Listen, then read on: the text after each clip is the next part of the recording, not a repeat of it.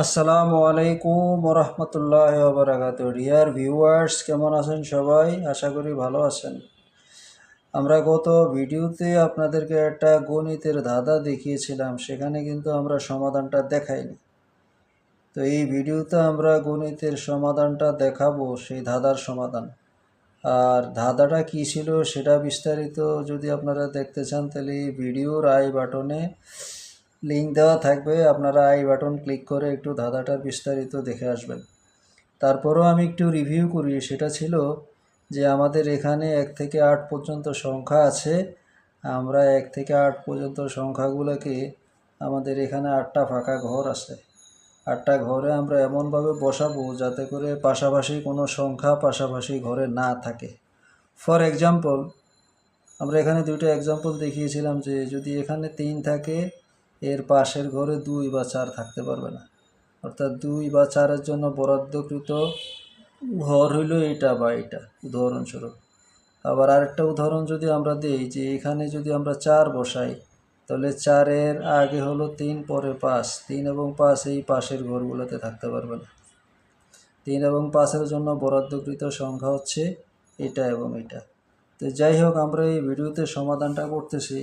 সমাধানটা হচ্ছে এরকম যে আমরা এখানে বসাবো হলো 1, এখানে 3, এখানে 5, এখানে 7,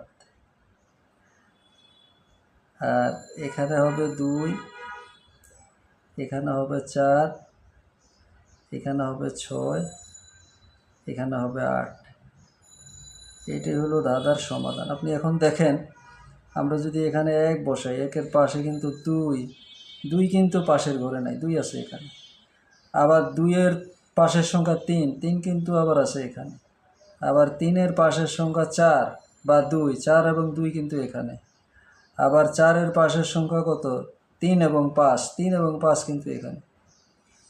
আবার 5-এর পাশের সংখ্যা কত? 4 এবং 6 কিন্তু আবার এদিকে। আবার 6-এর পাশের সংখ্যা কত? 5 এবং 7 কিন্তু এখানে। আবার 7-এর পাশের সংখ্যা হবে কত? 6 এবং 8 কিন্তু এখানে।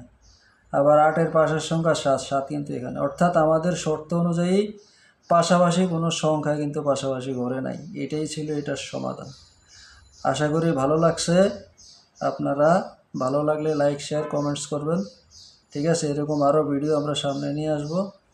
আসসালামু আলাইকুম ওয়া রাহমাতুল্লাহি ওয়া বারাকাতুহু।